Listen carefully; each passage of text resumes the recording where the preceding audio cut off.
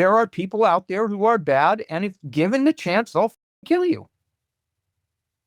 And you got to guard yourself against liberal naivete and conservative paranoia. And I see those two things like often. I don't think people see it. And it gets back to your previous point about exploring the ends and finding the middle. That not everybody is going to be bad. Not everybody's going to be naive. How do we find that middle spot? And I do appreciate the law enforcement analogy with empathy.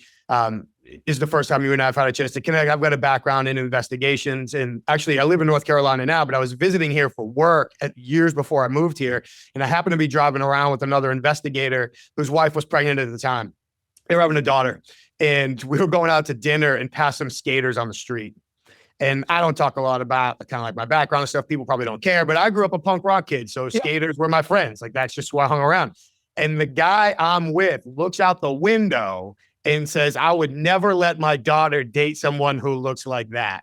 And I just look at him and start laughing. I'm like, homie, who do you think is sitting next to you right now? Like, you just never know. But that empathy piece is so important. And there's no need to get into it, but there's a huge thing in the jiu-jitsu world with maybe people getting their black belts too fast and blah, blah, blah.